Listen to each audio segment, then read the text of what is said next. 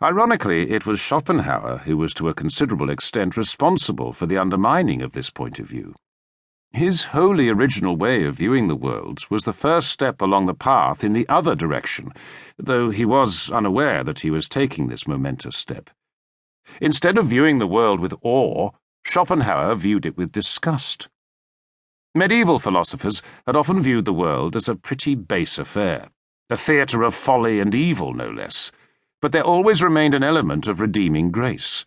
The world itself may have been base, but the overall scheme of things was presided over by a God who was good. When Schopenhauer saw the world as evil, he meant that the entire scheme of things was evil, utterly devoid of any redeeming feature. In choosing to regard the world as evil rather than good, Schopenhauer had inadvertently undermined the necessity of his own position. Later philosophers, especially Nietzsche and Wittgenstein, would realize this. Schopenhauer's attitude toward the world was contingent, that is, not logically necessary. Philosophy could adopt any number of attitudes toward the world. Viewing it as a riddle was only one of many possible responses, and all were contingent.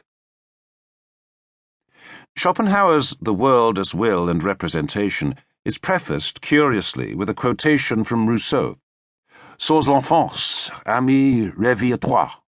In effect, grow up and come to your senses, my friend.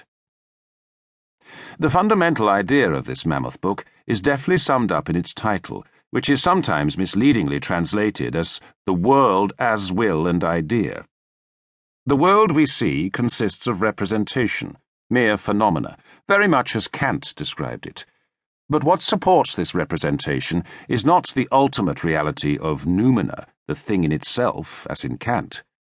Instead, the entire phenomenal façade of the world, the phenomena we experience, is supported by the universal will. This will is blind, permeates all things, and is eternally without purpose. Like Kant's noumena, it is beyond space and time, and has no cause. It is this will that brings about all the misery and suffering of the world, which can only end in death. Our only hope is to liberate ourselves from the power of this will and the trappings of individuality and egoism that are at its mercy.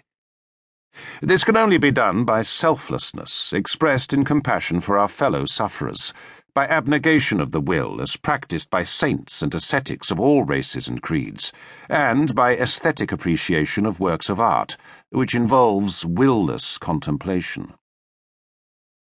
In his earliest mature work, The Fourfold Root of the Principle of Sufficient Reason, Schopenhauer had argued that our perception creates the world according to the four types of cause and effect. These are logical, physical, mathematical, and moral, and all conform to the principle of sufficient reason. Schopenhauer adopted the principle of sufficient reason wholesale from its 18th-century rationalist originator Gottfried Leibniz, the first of the great German philosophers. Leibniz defined his principle, "Every fact which is true or existent, and any principle which is true, is dependent upon a sufficient reason for its being so, and not otherwise, even though most of the time we cannot know these reasons." In other words, everything has a reason for its existence, for existing as it is, and not otherwise.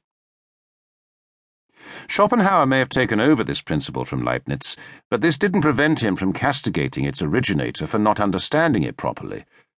Schopenhauer points out that Leibniz had not clearly distinguished between various causes and effects, which Schopenhauer divided into his four types.